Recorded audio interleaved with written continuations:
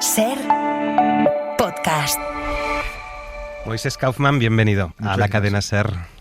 Y bienvenido a España. ¿Qué relación tiene con nuestro país? Bueno, una relación de amor. Me ha encantado España desde siempre y Madrid en especial.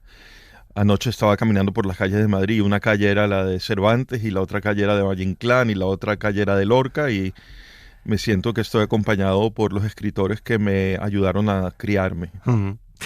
Moisés es director de teatro, cineasta, dramaturgo, fundador de Tectonic Theatre Project, un grupo escénico y teatral con sede en Nueva York. Y por aquí quería empezar, porque es muy conocido, pero para nuestra audiencia generalista a lo mejor no sabe qué es. ¿Qué es el Tectonic Theatre Project? ¿Con qué espíritu nace esta compañía? Mira, yo vengo de Venezuela originalmente y cuando estaba en Venezuela estaba en una agrupación de teatro experimental. Tuve muy buena suerte que el director de esa asociación había estudiado con Peter Brook y Grotowski y toda esta gente que estaban realmente tratando de proporcionar el teatro al siglo XX. En ese momento Venezuela tenía un festival de teatro internacional muy importante. Entonces yo crecí creciendo el trabajo de Pina Bausch y de Peter Brook y de todas estas luminarias, ¿no? del teatro del siglo pasado. Y el teatro que nosotros estábamos haciendo era teatro que no era teatro naturalista o realista. Estábamos haciendo Ionesco y Valle Inclán y Molière y Samuel Beckett. Todos estos escritores que estaban de vanguardia, que estaban tratando de realmente explorar qué es el teatro, cómo se comunica el teatro. Y después llegué a Estados Unidos a estudiar teatro en la Universidad de Nueva York. Y fue un gran shock porque el 90% del teatro que había en Nueva York en ese momento era realista o naturalista. Era como que querían hacer teatro que pareciera televisión o cine. Y yo estaba muy desagradado con ese teatro, me pareció muy aburrido, ¿no? Eso de recrear la realidad tan digital, tan perfectamente, me aburre. O sea, si quieres hacer eso, haz televisión, haz cine, hay formas artísticas que son para ellos son mucho más fácil crear la realidad o recrear la realidad. Yo no quiero ir al teatro a ver una cocina donde abres el grifo y sale agua. Eso lo tengo en mi apartamento. Entonces, la idea de teatro tectónico es una lucha contra ese tipo de teatro. Tectónico quiere decir concentrado en la parte formal, como arquitectónico. Entonces el teatro nuestra misión es volver a las raíces de lo que es teatral. ¿Qué es teatral? ¿Cómo podemos hablar desde un escenario de una forma teatral? ¿Cómo podemos conseguir un diálogo con el público que es más visceral, más contemporáneo? Y pienso que en Estados Unidos llegamos en un momento donde hay varias compañías de teatro que están haciendo el mismo cuestionamiento. Hay toda una cuestión que se llama devising, que es como recreación teatral. Y es un planteamiento donde, ¿sabes? La forma en que se hacía teatro en Estados Unidos durante muchos años es que un escritor va a su habitación y está 20 años escribiendo una obra de teatro. Pues él sale con su obra de teatro, se la da a un director. Y en Estados Unidos tenemos 3 semanas de ensayos, una semana de ensayos técnicos y montamos la obra. Entonces es un teatro que es muy basado en texto, muy basado en textos dramáticos. Desde los años 80 para acá ha habido como un movimiento en Estados Unidos donde creemos más en tratar la creación colectiva, que queremos entrar en una sala de ensayo, actores, escritores, diseñadores, y crear teatralmente la obra de arte. Y bueno, como ves, el proyecto Laramie surgió porque todos nosotros fuimos a un pueblo, el pueblo de Laramie, hablamos con la gente del pueblo y de ese material creamos una obra.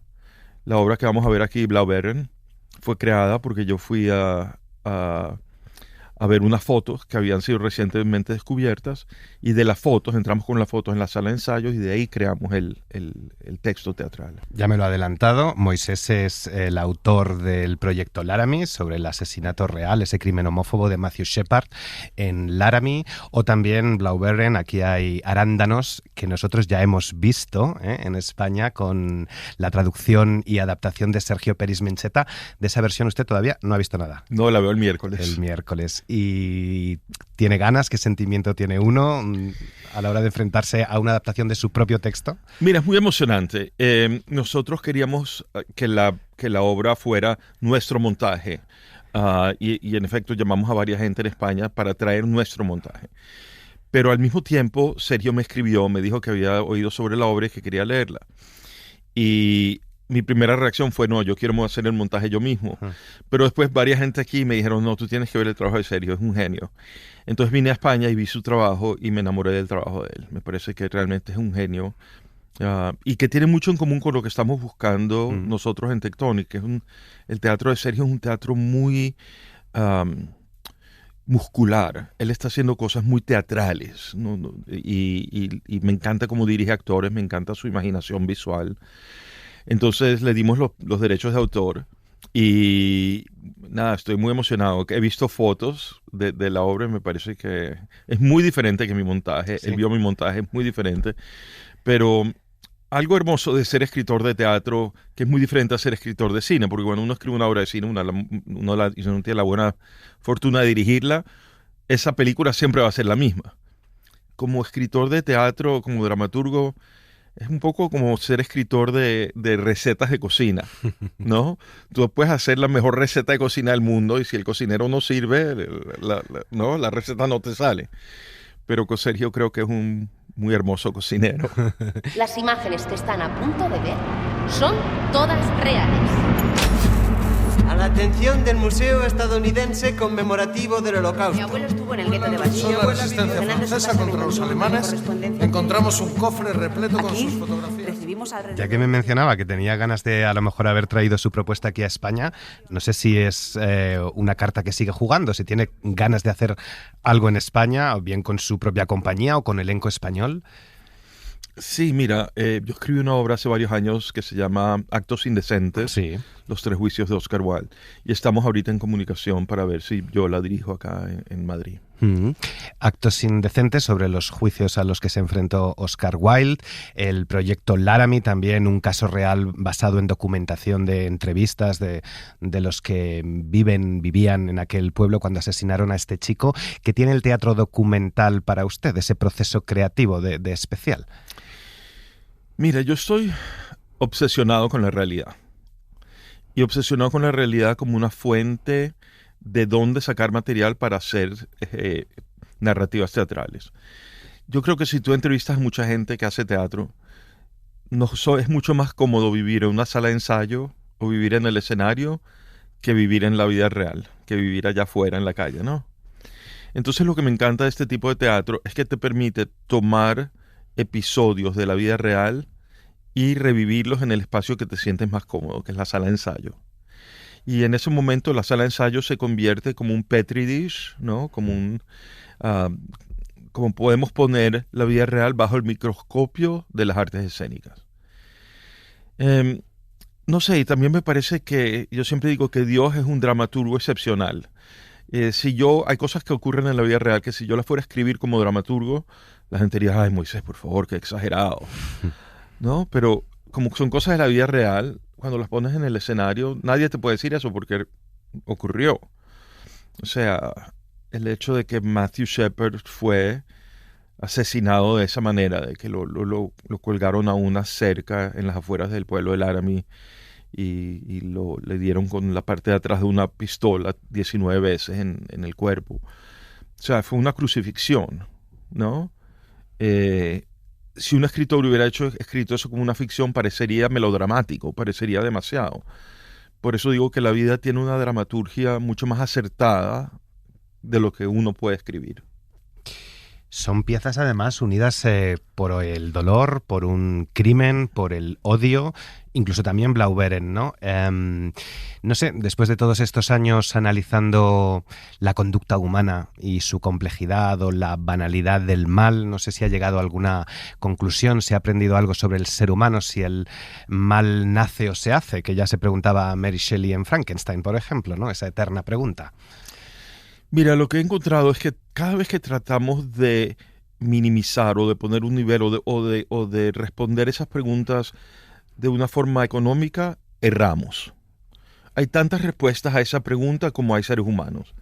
Hay gente que nace con una propensión a la maldad y hay gente que se crea, ¿no? O sea, a veces es la naturaleza y a veces es el contorno. Lo que sí te puedo decir, lo que he aprendido es que como seres humanos somos muy vulnerables y muy maleables. Cuando yo veo las fotos de Blaubeuren y veo a esa gente prendiendo las velas en un árbol de Navidad o tocando el acordeón y comiendo blueberries. ¿Cómo se dice blueberries? Arándanos. Arándanos, Sí. arándanos. Me doy cuenta que esa gente somos como todos nosotros, ¿no? Generalmente tratamos de ver a los nazis como monstruos. Y me parece que nos hacemos un gran mal cuando hacemos eso, porque si tú dices esa persona es un monstruo, inmediatamente crea una distancia entre tú mismo y esa persona. O sea, si él es un monstruo, obviamente él o ella es capaz de hacer cosas monstruosas. Yo no soy un monstruo, de hecho que yo nunca podría hacer cosas monstruosas. Entonces la verdad es que yo no pienso que los nazis eran monstruos. Yo pienso que eran seres humanos igualitos que todos nosotros. Pienso que hicieron cosas monstruosas. Y en esa frase es donde está mi indagación. ¿Cómo haces que un ser humano normal y silvestre llegue a hacer actos monstruosos y pueda tocar el acordeón, prenderla, y que no haya una dicotomía entre las dos cosas? En un momento estás en la mañana alistando a tus hijos a ir al colegio, los besas y los mandas al colegio, y después vas al campo de concentración y tu oficina está al lado de una cámara de gas. ¿Cómo podemos tener todas esas diversidades de personalidades dentro de nosotros y cómo las mantenemos una al lado de la otra de forma tan armónica? Eso es lo que más me preocupa. Pienso que especialmente esta obra habla de tres tipos de comportamientos. Uno es la culpabilidad. La gente que metía a los judíos en la cámara de gas, o la gente que seleccionaba quiénes iban a ir a la cámara de gas. Eso es culpabilidad. Pero al lado de eso está la complicidad. Habían secretarias en el campo de concentración. Ellas no mataban a nadie. Ellas lo que hacían era mandaban telegramas a Berlín contando cuánta gente había llegado en el tren. Y cuánta gente había ido a trabajar y cuánta gente había ido a la cámara de gas. Ellas no mataron a nadie con sus manos, pero eran cómplices, ¿no? Cómplices de lo que estaba ocurriendo. Y después estaba la gente que vivía en los alrededores del pueblo en Polonia, de Auschwitz, que ellos veían lo que estaban pasando. Entonces ellos tenían una complacencia. Entonces hay todo un camino entre culpabilidad, complicidad y complacencia. Todos nosotros entramos en uno de esa nomenclatura. Cuando tú abres el periódico y ves que algo está pasando en Madrid, que es una injusticia, y agarras y te tomas tu café y vas a trabajar, ves que hay un acto de complacencia. Tú no te levantes y vas a hacer algo. Y creo que vivimos en un mundo donde 99% del tiempo estamos haciendo complacencia porque sabemos tantas cosas horribles que están pasando alrededor del mundo. Entonces pienso que la obra habla un poco de cómo debemos de concientizarnos de nuestra responsabilidad con el otro, con otro ser humano. Dice Sara, uno de los personajes de Aquí hay arándanos, que los museos son las instituciones más dignas de confianza en nuestra sociedad, o que eso dicen las encuestas, porque están basados en hechos. Enseñamos objetos originales, permitimos que la gente llegue a sus propias conclusiones. Su teatro también está basado en hechos reales. No sé si es también el espíritu de su trayectoria, el mostrar los hechos y que la gente saque sus conclusiones. Sí, yo creo que el público es un muy buen juez. Si les enseñas las situaciones, impulsas en ellos una necesidad de ser jueces morales de lo que está ocurriendo. Y creo que el teatro como sí es siempre un juicio moral de lo que está ocurriendo en las tablas. Y creo que como comunidad, cuando estamos todos juntos en el teatro, generalmente somos muy buenos jueces morales de lo que vemos. Mira, creo que hubo un momento en la historia reciente de la humanidad, cuando salió el Internet, que hubo un momento de gran esperanza, porque todos los gobiernos democráticos siempre están basados en la idea de que mientras más el público sepa la evidencia, los hechos, mejor es la democracia. ¿no? Es algo muy antiguo que siempre pensamos. La democracia vive o muere de acuerdo a qué bien informado está el público. Desgraciadamente lo que ha ocurrido es que la Internet ha servido exactamente lo contrario, que nos hemos vuelto mucho más en tribus, nos hemos encercados más en nuestras propias tribus, de manera que en el Internet solo oímos a la gente que está de acuerdo con nosotros. Entonces, ¿qué ha ocurrido? Ha ocurrido un fenómeno donde estamos más distanciados que nunca y donde no creemos en la evidencia, porque creemos que la evidencia solo es creíble cuando viene de alguien que creemos. Y eso es un sitio muy, muy peligroso donde estar. Pienso que el teatro provee un espacio un poco más certero, por lo menos el teatro en el que me interesa a mí, donde realmente puedes enseñar los hechos al público y dejar que el público pueda tener una relación más orgánica con la evidencia. Iba a decir con la verdad, pero voy a decir más la evidencia. ¿Es la falta de memoria uno de los grandes males del siglo XXI en este ruido informativo y de tribus o burbujas que diríamos aquí, ¿no? Donde cada uno solo escucha los suyos? Y claro, ¿qué poder tiene ahí el teatro frente a otras disciplinas para recuperar esa memoria tan necesaria y lograr el encuentro con el otro, con el aparentemente diferente? Mira, pienso que el teatro por su propia naturaleza tiene la posibilidad de ser más libre. Cuando estás haciendo una película que vale $7 millones, le estás endeudado a mucha gente y a muchos puntos de vista. Cuando estás haciendo una serie de televisión que vale cientos de millones de dólares, le estás endeudado a mucha gente y a muchos puntos de vista. El teatro creo que es una forma mucho más humana y más, quizás por el cuestión de ser más humilde, ¿no? De que uno puede realmente tener más dominio sobre el discurso final. Entonces eso nos proporciona la habilidad de ser más francos. Obviamente no voy a romantizar este punto porque hay mucha gente que puede hacer teatro con muy malas intenciones o con muy poca evidencia o con evidencia muy fraudulenta. Pero en mi experiencia creo que es un espacio un poco más humano y más humanista. El proyecto Laramie fue película. ¿Podría serlo también Blaubeuren? ¿Echa de menos también dirigir en el audiovisual?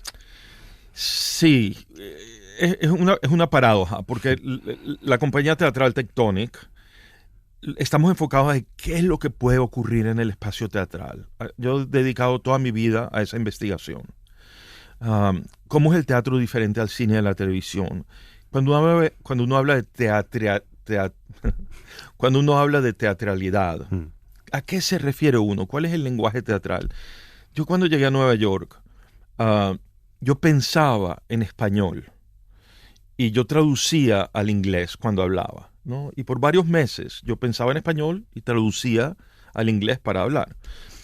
Y un día estaba caminando por Broadway y me oí a mí mismo pensando en inglés. O sea, fue la primera vez que dejé de pensar en español y empecé a pensar en inglés. Y a varios de los meses después de eso empecé a soñar en inglés. Y tuve emociones muy encontradas. Por una parte, la alegría de que mi cuerpo se había adaptado a este nuevo espacio y estaba comprometiéndose a vivir en él. Y por otro lado, una increíble nostalgia y tristeza de que estaba abandonando algo que era muy central para mi definición de ser. Pero eso me enseñó una gran lección, porque uno puede pensar en inglés, uno puede pensar en español y traducir en inglés, o uno puede pensar en inglés. Muchas veces pienso que la gente que hace teatro piensa en ideas y traduce al lenguaje teatral. Y generalmente los artistas teatrales jóvenes piensan en ideas, en temas, en cuentos, y lo traducen al espacio teatral. Yo añoro poder pensar en lenguaje teatral. Y eso es lo que Tectonic quiere más que nada en el mundo, poder crear teatralmente.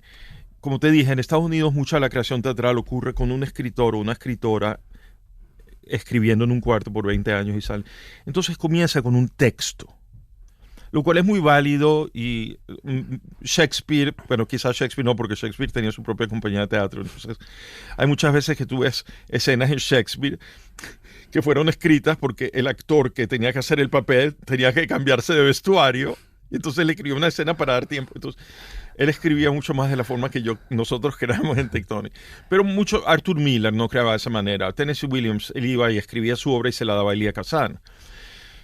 A mí me interesa cómo creamos teatralmente. ¿Qué pasa cuando entras en una sala de ensayo con un diseñador? Y tienes una idea, tienes unas fotos, y el diseñador entra en la sala de ensayo y dice, vamos a poner esta foto así, y que entre el actor aquí y diga lo que el actor piensa de la foto. Entonces es una forma de crear teatro que es más visceral. No estamos creando un texto que luego traducimos al espacio teatral, estamos creando un evento teatral usando las herramientas del teatro de manera que el discurso tenga en su DNA la forma de pensar teatral. ¿Qué conoce de las artes escénicas españolas? Bueno, siempre he venido a ver teatro aquí porque me encanta el teatro aquí. Hay muchos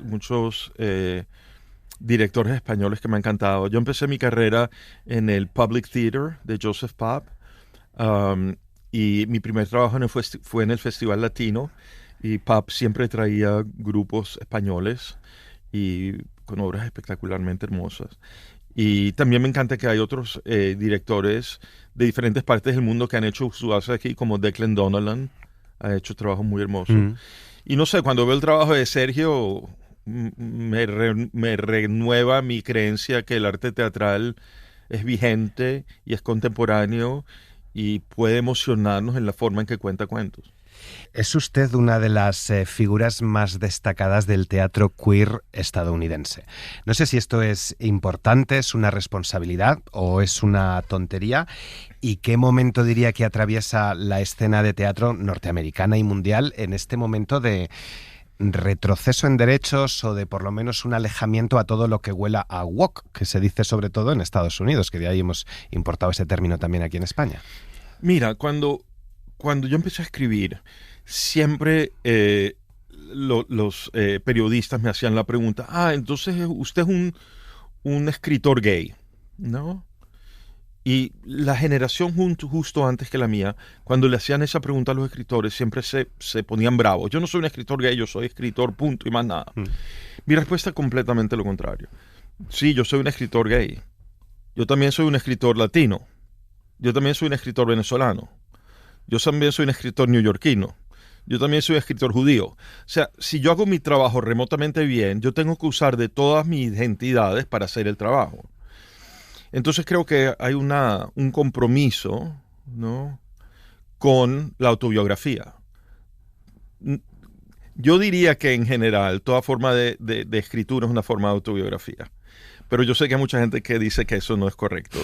Pero creo que definitivamente que en mi caso, todo mi trabajo y toda mi obra ha sido profundamente autobiográfica. Cuando escribí 33 variaciones, mi obra sobre Beethoven, era una obra sobre Beethoven y una obra sobre mí. No porque me compare con Beethoven, sino porque estaba tratando de entender algo de cómo se prende la llama artística, cómo comenzamos.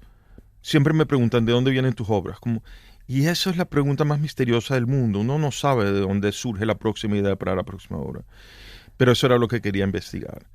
Entonces, no sé, pienso que sí hay, no sé, que quizás hay una avalancha en contra del wokeismo, de hacer obras que simplemente sean agitprop.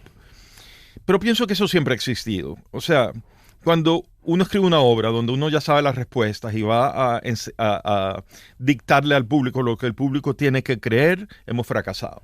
Porque eso no es lo que esa no es la mejor forma de utilizar el espacio teatral. La mejor forma de utilizar el espacio teatral es llegar con tus dudas y con tus preguntas al escenario y esperar que esas dudas y preguntas encuentren raíz en el corazón del público. De manera que todo el mundo que está en ese espacio está haciendo las mismas preguntas.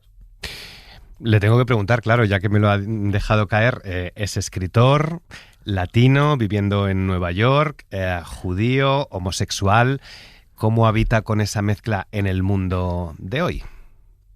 Difícilmente.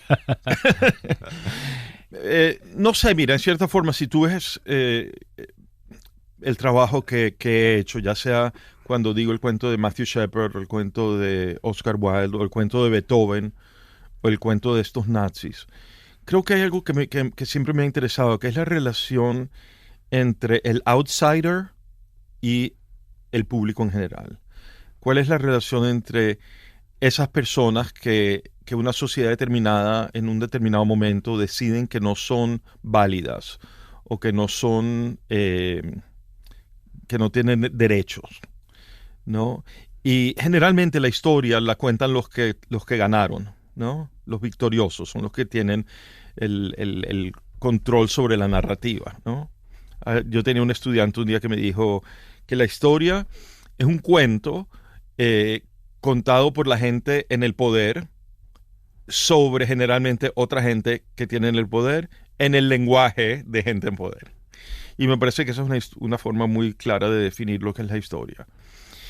A mí siempre me ha interesado qué pasa cuando cuentas la historia en la voz y en las palabras de la gente que no están en poder.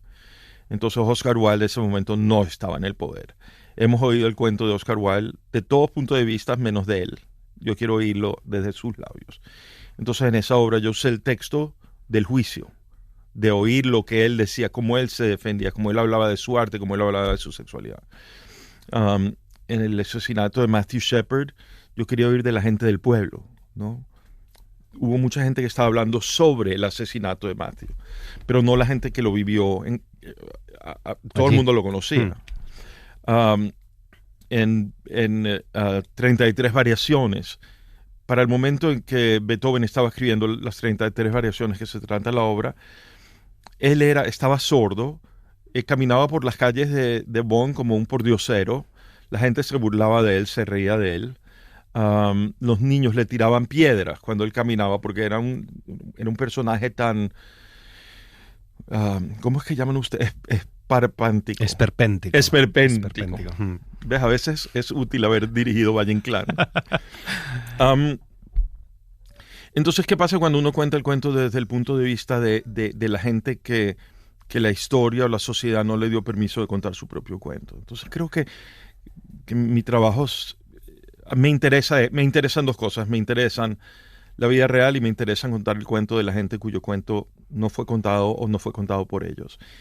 Y nosotros siempre decimos en el grupo de teatro Tectonic que queremos que nuestro trabajo exista en la intersección de lo personal y lo político. Porque me parece que ese es el área más rica, más llena de posibilidades. Pero no sé si hay en las artes escénicas cierta complacencia de la que hablaba antes con determinados temas políticos, claro, que falta un poco más de posicionamiento claro, que no sé si es por cobardía, por intereses, por miedo. Mira, yo creo que cualquier acto dramático, cualquier acto de teatro es un acto de coraje, de valentía. Uno está diciendo, yo pienso esto y lo voy a poner en el público y creo que tengo el derecho de hablarlo en público. En Estados Unidos está pasando algo sumamente peligroso, que es que, como sabemos, el nuevo presidente está muy en contra de las artes. Y lo preocupante de eso no solamente que ha cortado mucho de las becas a favor de las artes, sino que ha creado un momento de miedo dentro de los artistas. Y ese momento de miedo es muy peligroso porque uno tiene, no solamente que hay un cierto tipo de ¿cómo se dice? ¿Cuál es la palabra? Ahora no lo puedo pensar en ningún idioma. That they're trying to silence. No es que ellos están tratando de silenciar al artista, sino que el artista con el miedo que está generando la atmósfera se autocensura, ¿no? Entonces el peligro en este momento no es tanto la censura externa, sino la autocensura. Y en el momento que empieza a existir esa sensación de autocensura, es cuando empezamos a perder las más grandes joyas posibles del teatro. Su primera obra en español fue Las aventuras de Juan Planchart, una adaptación de una novela sobre la crisis venezolana. Me hablaba antes de nostalgia. ¿Cómo fue crecer en aquella Venezuela católica y qué relación tiene con el país hoy? Mira, Las aventuras de Juan Planchart ha sido una de las obras para mí más difíciles de crear. Fue escrita por el maravilloso Jonathan Jakubowicz, que es un brillante escritor y cineasta. Y él escribió esta novela en su casa y se convirtió en una de las más ventas en Amazon en foreign languages, ¿no? En lenguajes no en inglés. Y yo la leí, me encantó porque siempre había querido escribir de Venezuela, pero yo no vivo en Venezuela. Entonces es muy difícil escribir sobre Venezuela. Pero la tragedia de Venezuela es que cuando yo estaba creciendo en Venezuela, éramos una de las democracias más sanas y más longévidas de toda Latinoamérica. Yo estaba en Venezuela, teníamos casi 50 años de democracia. Cuando en todo el resto de Latinoamérica habían miles de batallas políticas y de dictadores de todos los lados. En Venezuela había una democracia gracias al petróleo que era bastante... La clase media iba creciendo y creciendo y creciendo. Y después llegó Chávez y todos sabemos lo que pasó después. Fue un real desastre lo que vivimos ahora en Venezuela, que 7 millones de personas se tuvieron que ir. Eso fue 1/3 de la población. Yo cuando regreso a Venezuela no la reconozco. Ha sido algo catastrófico que nadie se hubiera podido imaginar. Entonces cuando leí este texto yo dije tengo que escribir este texto porque es exactamente la historia de la gente que llevó a la ruina a Venezuela. Es el país que ha sido ha tenido el mayor crimen monetario en la historia de la humanidad. El robo más grande de un gobierno contra un pueblo ha ocurrido en Venezuela. Entonces yo adapté la obra, la hicimos en Miami y muero de ganas de traerlas para España. Creo que sería una cosa muy, muy, muy especial. Hay muchos venezolanos aquí, pero no solo porque hay muchos venezolanos aquí, sino la obra habla de una vanidad y de cierto tipo de no sé cómo se dice, cuando uno quiere mucho plata y más nada. Sí. Avaricia. Eso, ¿no? Sí. Eso. La obra habla de una avaricia en unos niveles que son increíbles. Entonces esa es la obra que... Pero lo más emocionante de la obra es que la hicimos en Miami, la hicimos solamente con actores venezolanos. ¿Qué pasó? De los 8 actores que hay en la obra, habían 4 actores venezolanos que se han tenido que escapar, que nunca podrán regresar. Estaba Orlando Urdaneta, estaba Christian McGaffney, estaba gente que si regresan a Venezuela los meterían en la cárcel. Entonces son exiliados de Venezuela. Entonces estábamos en un salón de ensayos en Miami donde la mitad de los actores venezolanos eran exiliados que no pueden regresar, tratando de contar el cuento que más les dolió en su vida.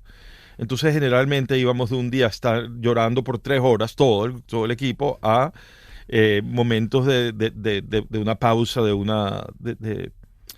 ¿sabes? Y era un acto de rebelión, de que sí, nos votaron de Venezuela, pero todavía podemos estar aquí, todavía podemos contar nuestro cuento. Una pregunta más para terminar. ¿Ha trabajado con Jane Fonda o con Jessica Chastain, rostros muy conocidos del audiovisual? ¿Cómo es trabajar con estas grandes estrellas del cine? Y no sé si también son una forma de reclamar la atención del público joven, para que los jóvenes vayan más al teatro. Mira, yo no sé cómo es en España, pero en Estados Unidos tenemos un gravísimo problema. Y el problema es que nuestro público es muy avanzado de edad en el teatro, porque el teatro generalmente es muy caro. El mayor problema que tenemos en Estados Unidos es que el teatro es muy caro.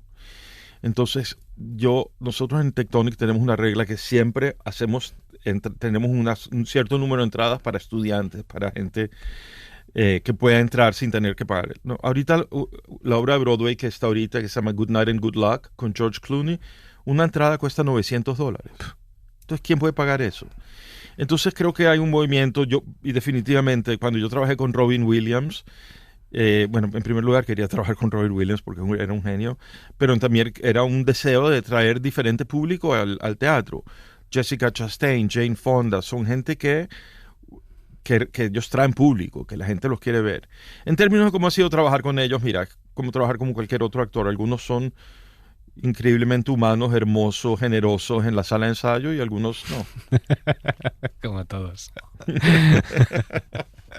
¿Y hacer más musical? ¿Teatro musical? Sí, mira, me ha encantado me parece fantástico lo que está haciendo Antonio Banderas aquí, ¿no? Está haciendo un trabajo muy especial. Yo vi Company de él, me pareció muy acertado el trabajo. Yo acabo de hacer un musical en Broadway y mira, me encanta la forma, como te dije. A mí lo que me encanta es el teatro que siempre atesta hacer teatro. Y el teatro musical es una forma espectacular de explorar lo que es posible hacer en un espacio escénico. Moisés Kaufman, que disfrute mucho de Blaubeuren como hemos disfrutado nosotros, de Madrid, de España y ojalá de los estudiantes también, y ojalá verle pronto dirigiendo a un elenco español con una obra propia. Muchas gracias. Muchísimas gracias. Gracias por tenerme. Para no perderte ningún episodio, síguenos en la aplicación o la web de la SER, Podium Podcast o tu plataforma de audio favorita.